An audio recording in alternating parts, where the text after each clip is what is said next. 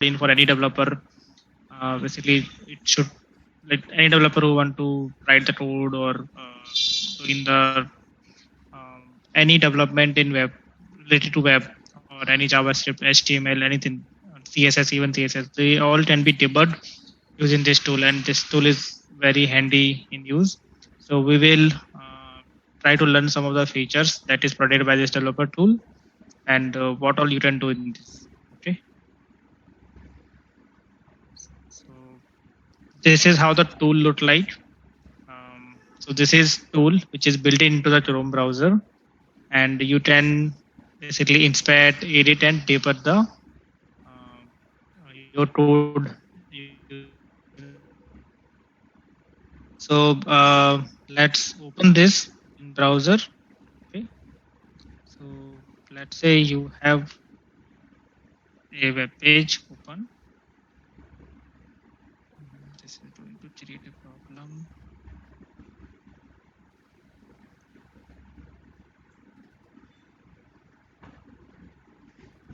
This, let's say this is our page. How do we um,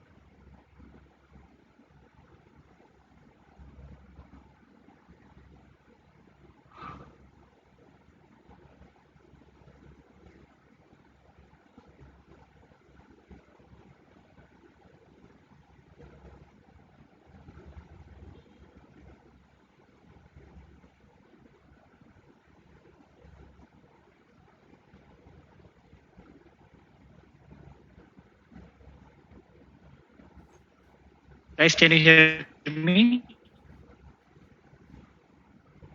Hello. Yes, sir. Okay. Sorry, as in my network got disconnected, and because of that I dropped off. So I was talking about the developer tool. So we'll try to see like how we can open the developer tool. Okay. So in your web page, click on the right click on it, and you will see a inspect option. Okay, which is at the very end. Okay, and here you will see the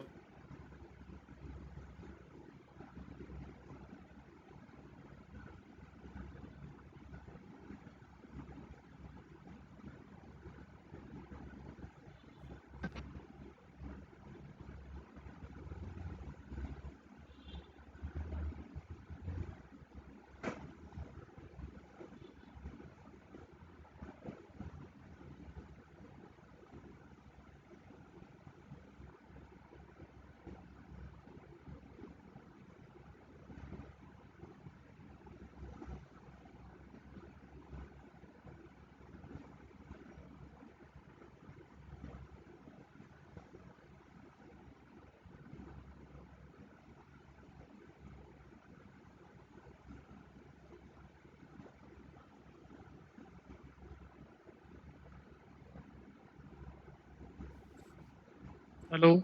Um, I'm sorry, really sorry, guys. Again, I think I was disconnected again. Are you guys able to see and hear me? See the screen? Yes.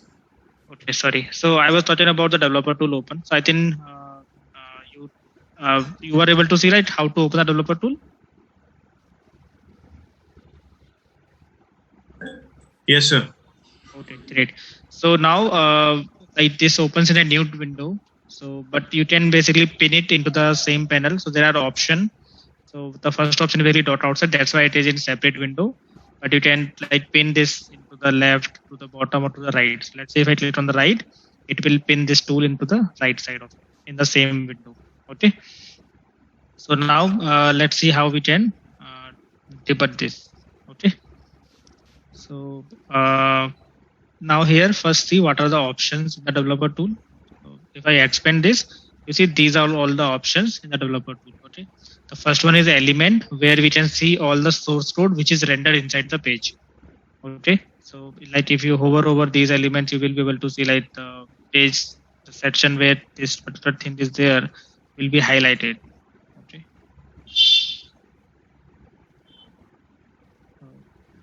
Everything is inside body, so that's what is highlighting. Now inside the body, everything is inside this div. Okay. So when you expand this, you will see the rest of the things here. Okay. So let's expand it a bit more. And now you see these are the separate div for each different section. Like this is for header, this is for something else. This is your first section, this is another section, and so on. Okay. So this is how you can basically inspect each and every element. We will see more detail in a minute. Okay. Now next one is basically console, where you can see you can execute some of the JavaScript statement directly, and you will be able to see some of the errors inside the page which is happening. So if you scroll up, you will see there are so many errors here. Okay. And if there is any log statement that you have written in the code, that then you will be able to see them in the console. Okay. The next one is basically source. So this is where you can see all the source code which basically renders this web page, rendered by this web page. Okay, so if you click on these, then it will show the actual source code here. Okay. In the network, you can see the network request. So I think we have already loaded this, but if you do reload, then in the network, you will be able to see all the network requests that has been done to load this particular page. Okay. So you see these all the requests which are coming. We will come back to this in some time, and there are some more options which are some advanced. We will not go in those in this session. Okay. Let's come back to the presentation. Okay.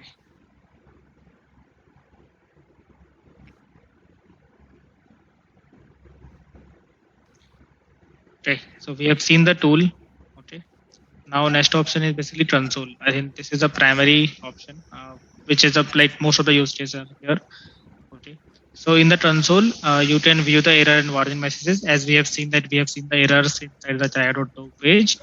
Okay, and it also displays the output in various formats. So you can type something, you can execute some of the statements in the console directly, and it will show you the output of those. Okay. So let's do the first activity. We will open the dev tool, and then we'll open the console tab, and we will create a simple array with 5 names, and we will put a for loop. Okay. So before this exercise, let's talk a little bit more about the console now. Okay. So now we are in console. Okay. So Guys, am I available? Like, are you guys able to see and hear me? I will be keep changing on this because of my network and stability. Okay, great. So this is our console, and this is where we can type something. We can execute some statement. Okay.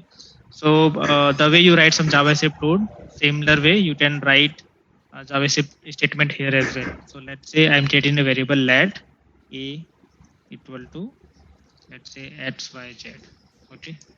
So you see, this is something which I'm creating a variable here in this line. Let's try to load it. Okay. So console.load and a. Okay. So it is printing xyz here. Okay. You see, I have created a variable and I have printed the value of it, and this is what is printed. So you see, this is something where I can do live coding. Okay, live coding means this particular JavaScript is not saved anywhere, right? I'm just directly writing here and then executing it. Okay, so this is what you can do in the console.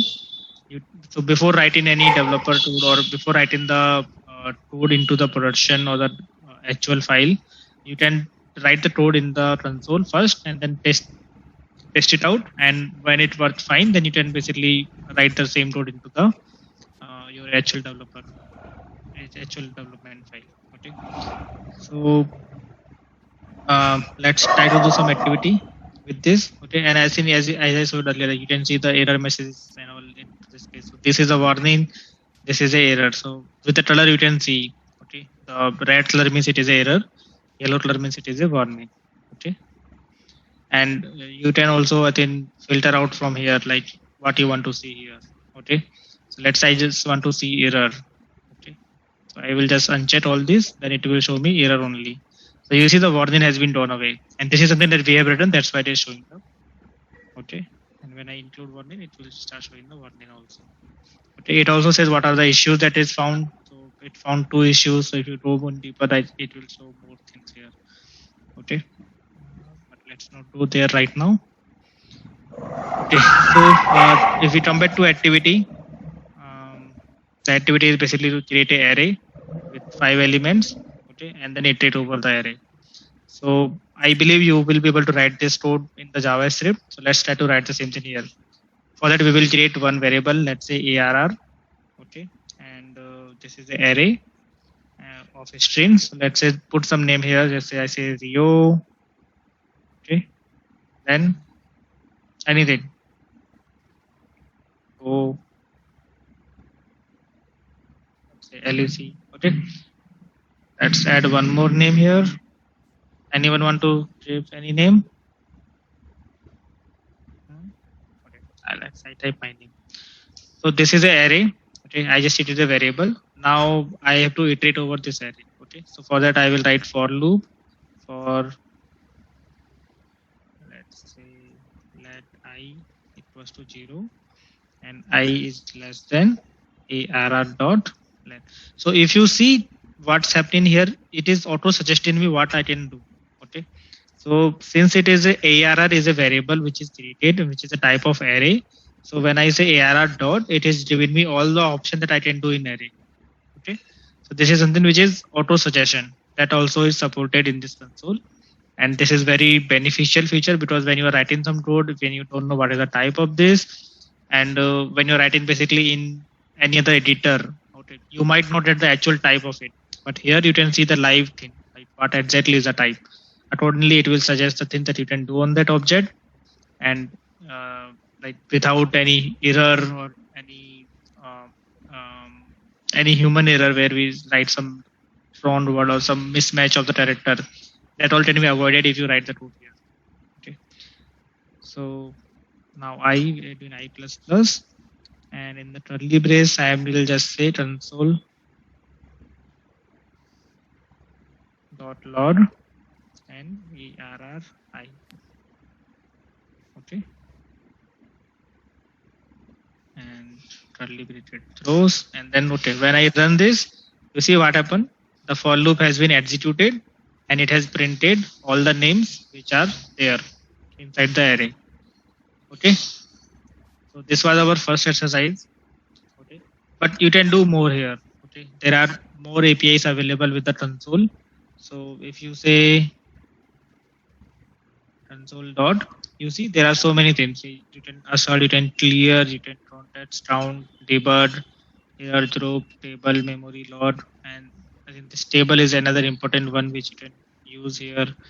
So if you do console.table and then I think let's say ARR, let's see what happened. So you see what happened. This is an array and it has printed this array in a table form. Okay, so it is showing like at what index, what is the value. Okay, so this is another kind of view that you can create using console. Okay, so there are more APIs available in the console. We don't have to go through with them now in this session, but you can go to this reference, which is console API. Okay, Chrome console API, and here you can see all the APIs that are available with console. Okay, so if you want to print something as an error, then it just say console.error, or then it will basically print the error message in a red format. Okay, you can do clear, count. You can try out all these APIs. You can go through with this. Okay. So there are so many bunch of APIs available. You can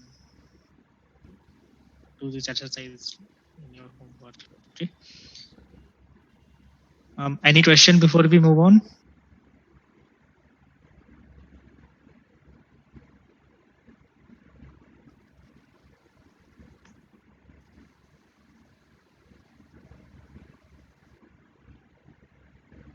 Guys, maybe you can unmute and then say it will be better. Okay, great. I think we'll move to the next section. Okay. So next is element panel. Okay. So in element panel, it will allow you to view and modify the HTML and CSS. So this is something which you can modify the live website. Okay, and whatever you modify in the console panel in the developer tool, it will immediately reflect to the website. So you can do live debugging, like what with this change, how's your website is looking now. Okay, you can use the inspect icon to select a specific element that you want to get insight into. Okay, so we will try that. I will show you how you do this. Okay, and you can edit the HTML CSS and view the results live. This is very useful feature to quickly iteration during the development. Okay, let's try to do some of these things now. Okay, so this is the element panel which we have seen, and here we have seen that we can see all the code here. Okay, so this is the inspect element icon. Okay, inspect icon. So when you click on this, it will basically open the selector. So whatever element now you hover over to in the website, it will show you the HTML tag for it. Okay, so let's say I am hovering over the upstill with Trio. So it is taking me, it is highlighting in the right side. If you see, it is highlighting assets. Okay, which is basically a HTML statement which is printing upstill with Trio. Okay, if I hover over this play icon, if you see, it is pointing me to a div which is rendering this particular icon. Okay, if I hover over a little more, okay, it is showing me the parent div of parent container div basically, which basically have elements inside this, which is basically rendering the icon and the upstill. Like if you now expand this, you can be able to see the same thing which we were showing. Okay, even now here also, if you hover over this element, it will show you which particular div or which particular element is being rendered by this particular line. Okay, so let's say I'm hovering over this P. Okay, it is pointing me to these. So basically, these are the things which are basically rendered by this. Okay, if you expand, you will be able to see 3 spans, which is basically rendering these particular lines. Okay, and this is a H1. So now, so this is how you can basically select the element which is basically render, or identify the element which is rendering this particular thing. Okay, now let's try to modify something. Okay, so we have this upstill with Trio. Let's see how we modify. So let's say I want to change the heading with upstill with Trio to something else. Okay, so when you right click on this, you see some options here. Okay, so there is one option is edit text. When you click on this, it will allow you to edit the text which is upstill with Trio. When you click on edit as HTML, it will allow you to modify the complete HTML tag. So first do this. Let's say we did edit HTML. You see this particular thing will become editable now. So I can modify this. Okay. Let's say I say updated. When I press enter, you see the changes has been reflected to the website.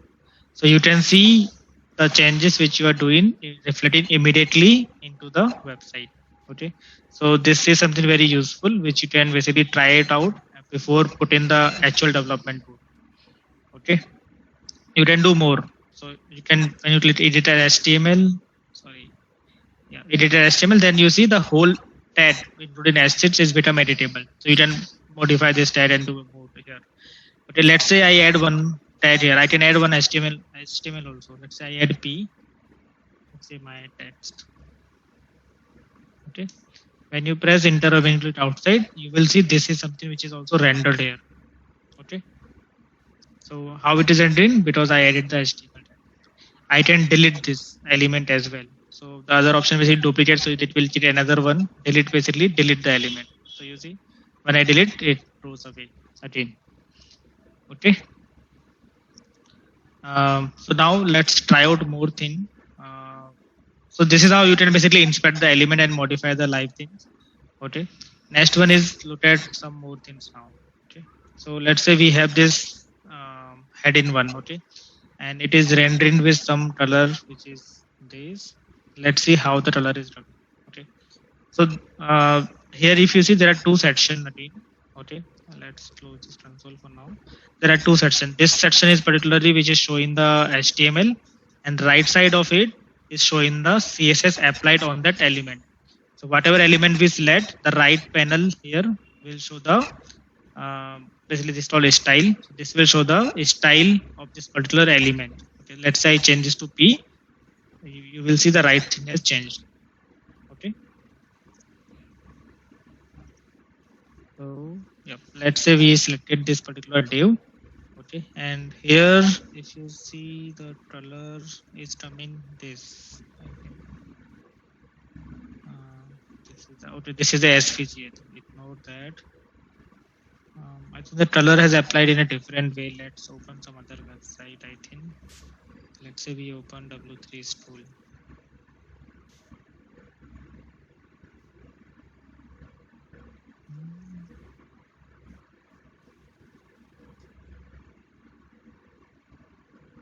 It is tools. Okay. Now let's say we open. But there is another shortcut to open. This is by pressing F12. Okay. So now let's come here. Okay. Let's say I selected this particular button. Okay. And if you see here, it is showing me the color of this. So this is my A tag.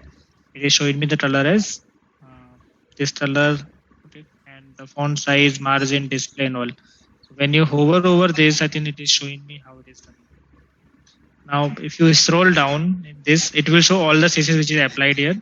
If you scroll, it also shows this the positioning of this, right? How this is positioned. So you see there is a padding applied, and when you hover over this, it shows into the right side as well. It shows like where is the border and all. Okay, so it shows the border margin. So this margin is something which is left, and right side margin. So that's what it is showing here. So this also helps in doing the calculation where you want to exactly fit your particular element into the website. Okay. Now let's try to change the background color. So you can basically try out the color changing here itself. So you click on this, it shows you the color picker. Okay. And here is the color picker. So when you bring your mouse, it's automatically pick the color here. Okay. So you can see what color it is picking. Let's say I want to change this color to this particular one, or maybe some other color into the page. Let's say I want to change it to this color. Okay.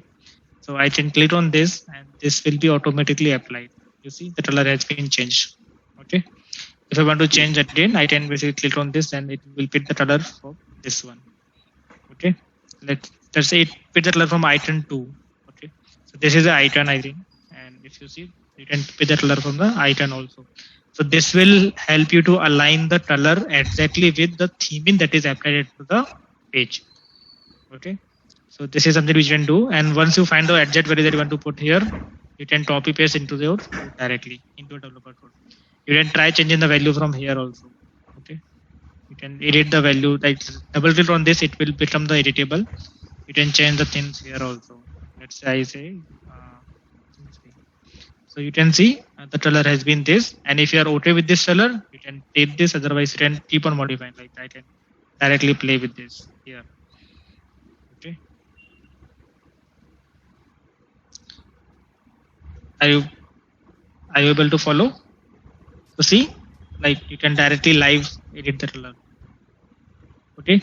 And whatever changes we are doing in this element panel are actually just for the temporary purpose. That if when I reload, it all will go away. It will all reset to the default, whatever is coming from the whatever is actually present on the website. Okay. So you see my blue color has been changed to green again. Okay. So this is how you can play with the elements directly, and this is very useful feature. Okay. Okay. I see no questions here, so I think we can move on. Then next one is basically the useful. This is very useful feature of the developer tool, which is design expert. So the first one is basically responsive design. So with Chrome developer tool, you can check your website for the responsiveness. Okay. Are you guys familiar with the term responsive?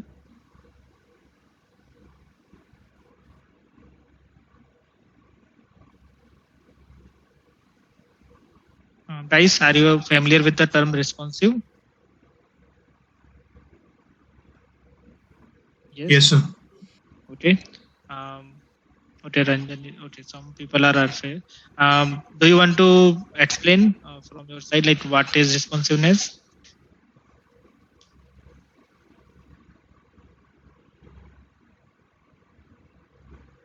Vishal, can you explain what is responsiveness as per you?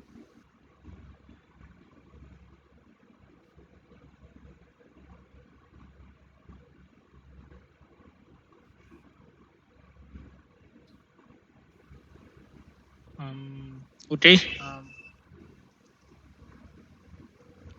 Okay, I can let me explain then. So responsive design is the idea that website must adapt to its environment or device, such as different browser, different mobile or tablet.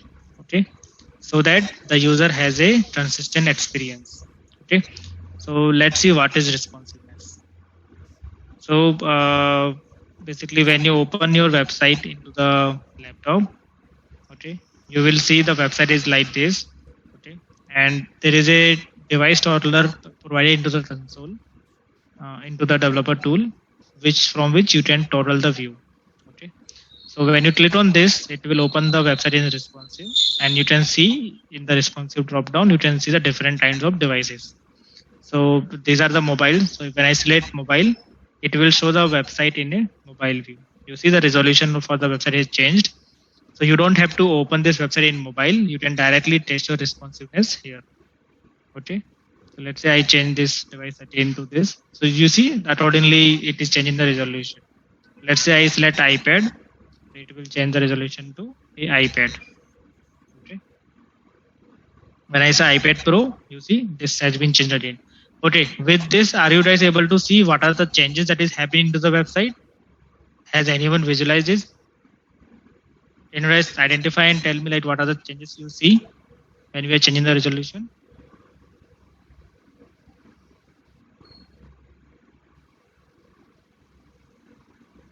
Okay, let me try this. Okay. So okay, this is another one. Like when you click on the response, it will turn free flow. So you can basically increase the weight and height by yourself. Okay. Okay, so I am changing the resolution slowly. Okay, and you guys have to identify and tell me what are the changes you see in the website page. Okay. So see, I am changing the resolution now. Okay. Whenever you notice some change, please identify and tell me what you see. Okay. Do you see something change at this point?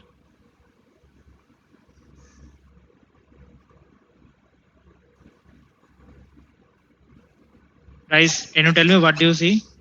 What has changed?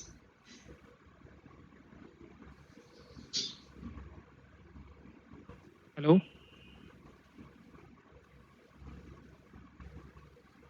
Please type in what do you see, what is changed? Okay, I'm decreasing further. Okay. Do you see some change happen at that point?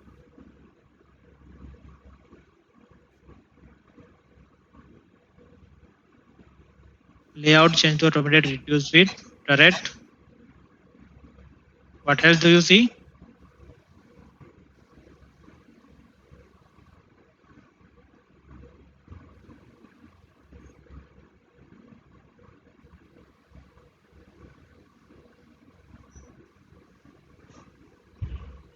Now do you see something changed?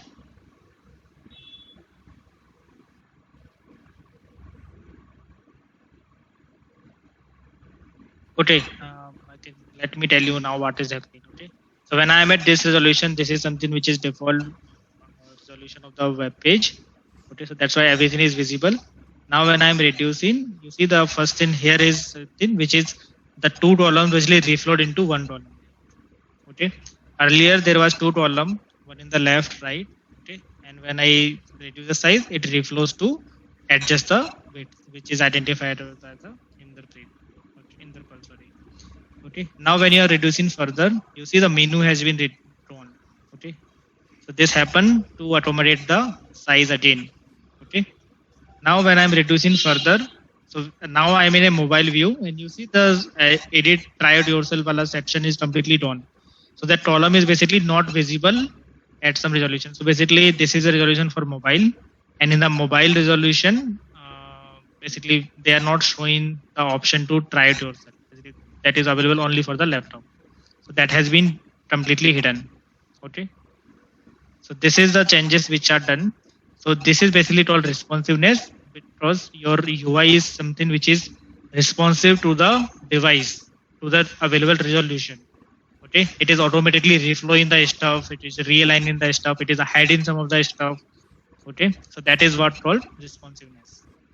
Okay, so with the Doodle Chrome tool, this developer tool, you will be able to test your website with a different resolution. You don't have to open this web page in different devices. You don't have to open this web page in a different resolution. You can try out everything in the developer tool itself. Okay. The next one is next benefit of design expert is DevTool has a feature that allow you to view the website as if it was on different device. So yeah, we have tried it out. Like you can select the devices from here and it will be showing you the things as per the particular device. Okay. Then like a color and want to experiment with it, use the color palette with live editing. So we have tried that, right? We have selected one particular day when we were able to change the color of it. So we have tried this change in the background by using a color picker, right? So we have tried this out, and we can toggle CSS pseudo classes. So pseudo classes are like hover class or selected state, something like those. So you will be able to like live debug those classes as well in this. Okay. So when I hover over this element, let me close this responsiveness thing. Okay. And when I hover over this, there is some changes happening, right? So there must be a hover class which is applied, and it must be showing here. Yeah, I think these are the classes like before, after. I think there is should be some hover as well here. Yeah, pseudo classes, yeah, before elements. So these are the pseudo classes which you can basically test it out and then modify those as well in this. Okay. So these are the design aspects. Now let's do to activity. So we will open a website and use the responsive design button to check how the website behaves under different condition. Can you think of a website that don't have concept of responsive design implementation? So guys, we have tried out with W3 tools. You can try out the same thing with any other website. You can open this website and open the developer tool and toggle the device toggler. Okay, and from here you try out the different responsiveness and see like how the website is behaving. Okay, you can do this exercise in home. I think we have done this here. Same thing you can do in the tryout of the website also. You can see how this is working or behaving with the different responsiveness. Okay, so you see.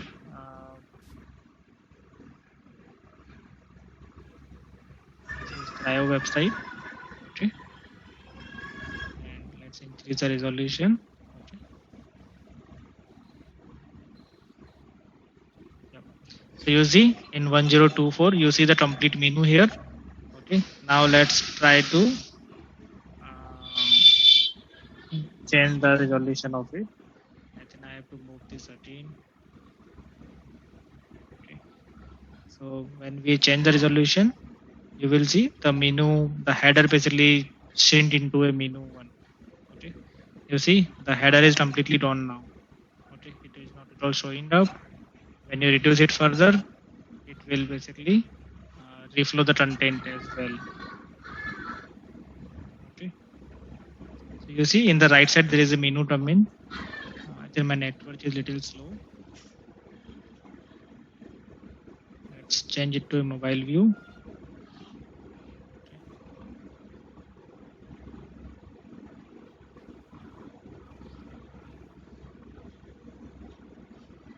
It is taking some time. Now you see that everything has been reflowed. The font size is reduced. The menu has been came here.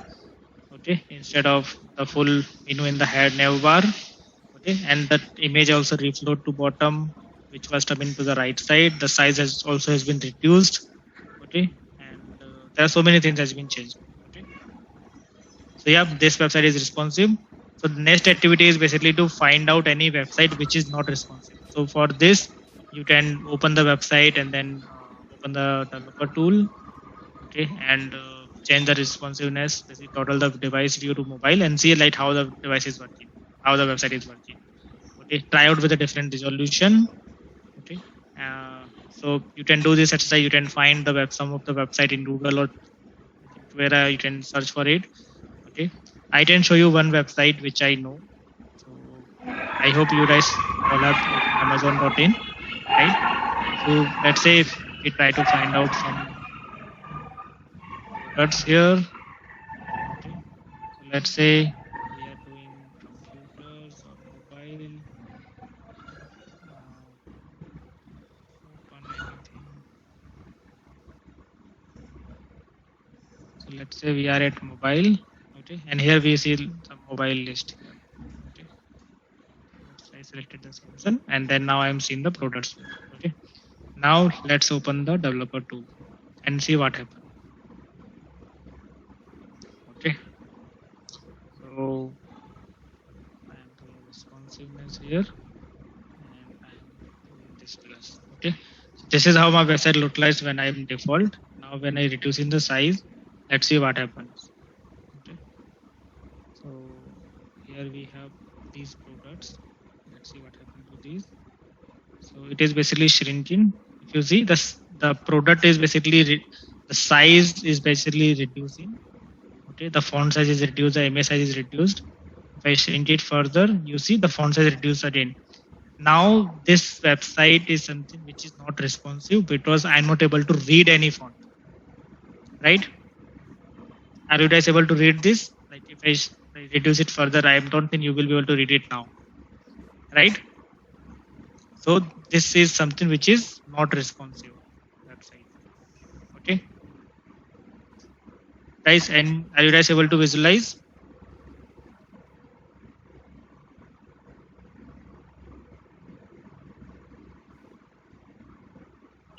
Hello, any question here?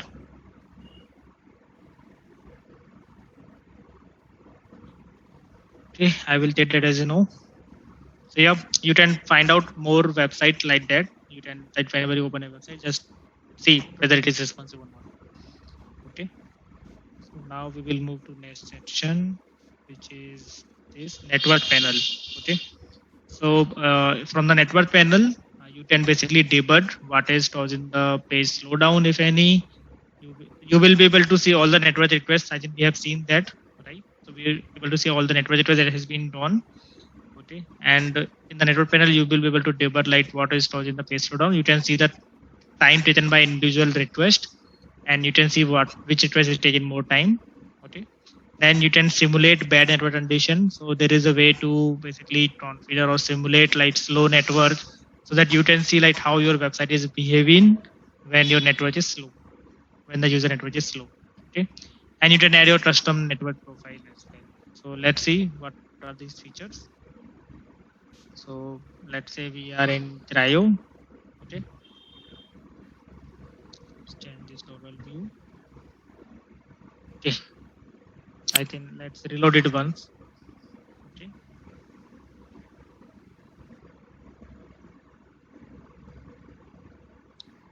And from here, let's click the network tab. Okay. So now this is reloading. Let's see what happens.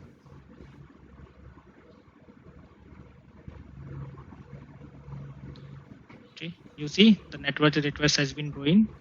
Okay. And you can see the time taken by individual request. So the try.do is taking most of the time. Okay. And you see all other requests are taking 150 milliseconds. You can go down. You can see this is taking 1.32. Means this is taking very long time. Okay. And if you go down further, you will see more requests are growing. You can see the time taken by each individual one, right? And you can also see the timeline at what time this has been triggered afterward. So basically, this particular request has been triggered at this point. It means it is completed after the previous one is completed. So there are dependencies. So you can see the API is basically like this. This is taking 1.21 second and it's been triggered very late, right? So the APIs or the requests which are taking more time, we can trigger them early so that the overall time to load the website will be reduced. Okay. So these are the things which you can see here in the network panel. Okay. So now some of the things to note here is basically you can see the in the bottom you can see how many requests has been triggered, what is the size of it. Okay. So then we'll come back to that. But yeah, this is primarily to find out the request. Now here there are some options to filter. So you can basically filter the request. Let's say I type something here CA. Let's say that CP. So you see the network request has been filtered by this character. Okay, this is one way of filtering. Another one is basically you can filter the rate by request type. So when you click fetch HTTP, so it will just filter the requests which are type of HTTP or fetch. Okay, you can filter the request by JS. So when I click on JS, it will only show the script type here. Okay, similarly you can filter by image. It will load all the images which are like JPG, PNG, SVG. You can filter the request by CSS. So there is no CSS here. You can filter by media, font, dot. There's so many things. You can filter all these things by these. Okay. Then there are options for the slow network and all, right? So here you see these are the options. So basically this will stop network loading. It means it will stop showing you the request here. And this is to basically clear. Sorry. So when you click on the clear, it will clear out the everything, whatever has been loaded here. Okay. Then this is to filter. So if you remove disable this, then all the filters that have been showing will be gone. Okay. Then we have search. So you can search the things. Preserve lot. Basically, it will preserve the lot on reload. So what happened? Like you have loaded something. When you reload, it will clear out the things from here. Whenever a browser refresh, it will clear out the network trap. But if you want to preserve those, you can click on this preserve load, and then it will be retain those statements even after reload. Okay. Disable test is similar. I will talk about this disable test. Then this is the one which is no throttling. So basically, this is the one using which you can basically try out the different options where you can simulate the bad network condition. Okay. So here we have this basic like fast 3G, slow 3G, offline. So when you do this slow 3G, it will be basically a slow network. So you can see like how your website is loading or how much time does your website take to load when user is opening in slow 3G. And offline means your network is gone. You don't have any network. So what happens when someone do something when the network is gone? So you can simulate something like network error and all those things. And you can add your custom profile. So you can configure like what is the speed and all that. Okay. So let's come back to this. Before this, any question here? Okay. Let's come to our activity. So we will open network panel and then open the try.do. So we will open this website. We have already opened. So let me reload it once. Okay. So you see statements has been gone, whatever was there. So this has been reloaded.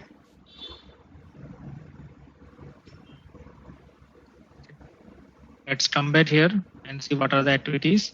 So we have to see what is the total page load time. Okay. We have to see how many requests were made to the server.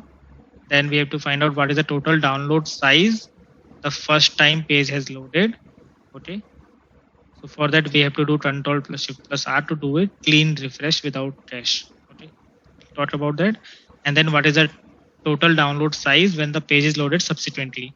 So currently what we did is we are loading the page subsequently because we have already loaded it. So we will see the size and all everything in this. Okay. Let's come back here. So yeah, so let's try to find out. The first question was basically to find out how many requests has been made, right? And what is the total page load time? Then what is the total download size? Okay. So let's come here. You see in the bottom it shows what are the things happen. So here we can see number of requests is 248, which has been made. Then the size, the data basically transferred is basically 128 KB. So this is a data which has been downloaded or transferred over the network. Okay. And 8.2 MB resources. So basically these are the resources which is loaded by the page, which is not transferred. I think because this is not been added into the transferred, right? So this is something which is coming from the cache because we are loading this website subsequently. Okay. And here you see the load time, which is 28.19 seconds, right? So this is what is the time taken by the website to load. Okay. So this is basically we did in the subsequent load. Now to do the first time load, right? So that is basically refresh the website without cache. So without cache means what happens, like browser do the caching automatically. So when you open the page, it will cache the data like images or some of the static content is something which is cached by the browser. So browser will not basically load them every time when you make the certain request. It will come from the cache itself. This is to improve the load time, right? Now, if you want to download everything from the server, we can either disable the cache or we can do the hard refresh. Okay, hard refresh is basically Control Shift R. Okay, so you can from the keyboard you can press Control plus Shift plus R, or you can click on this disable cache and you can reload this web page. Okay, so let's do Control plus Shift plus R. Okay, so I just press it via keyboard, and now we will see what is the difference between the first load. So this is the first load right now for us, and so we will compare it with the subsequent load that we have done earlier. Okay. So it is still loading.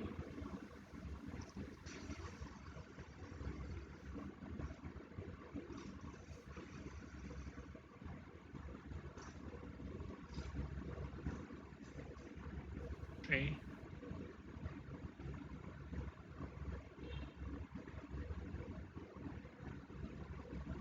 Yeah, it is still loading. Okay, so now I think everything is loaded now. So now you see the differences. Okay, so here the number of requests are 231. Earlier we see the number of requests were different, and the data transfer is now 3.3 MB. Okay, earlier it was in some KB. It was around 200 something KB, right? Why the data transfer is more? Because we are doing the hard refresh, right? We did the hard refresh. That's why the data transfer is more. Okay, the resource is almost similar. Okay, and the load time is something which is increased. Okay, earlier it was something around 27 seconds, I think. Now it is 40 seconds. Why the time is increased? Because everything is loaded from the network.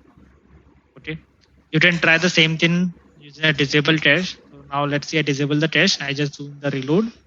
Okay, now let's see what happens. What are the numbers comes in when we do this in disable cache.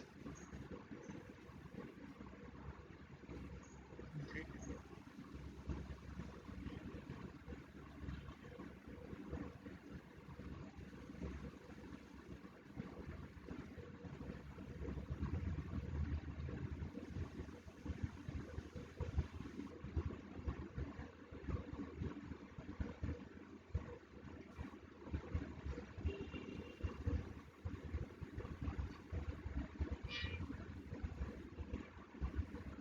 Yep.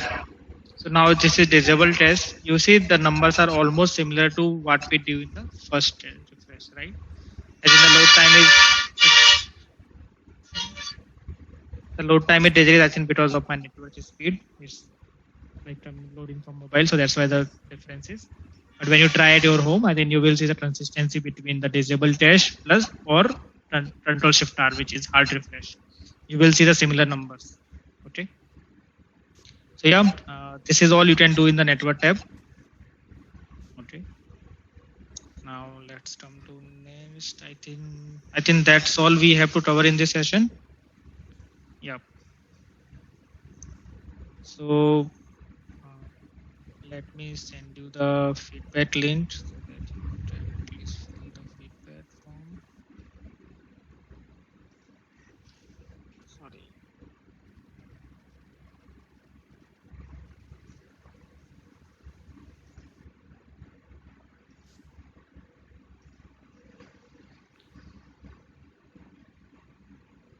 Okay, guys. Please do submit the feedback. And yeah, I think that's all we have to cover in this session. There are so many things more available in the console tab. Okay, like the source, where you can basically see the source code here, and then you can put some debug points. You can do the debugging and all. I think there will be some separate session for the debugging. Okay, the next one is basically performance, where you can see the performance of the website. Okay, but I think there will be some different session that will cover this.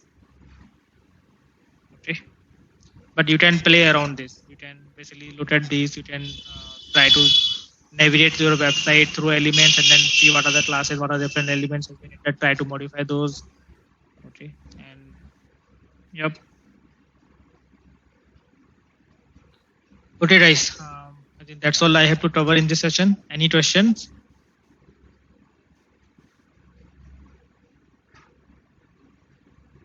Okay. Then that's all. Then thank you, guys. Thank you for your time. Maybe I can stop sharing now.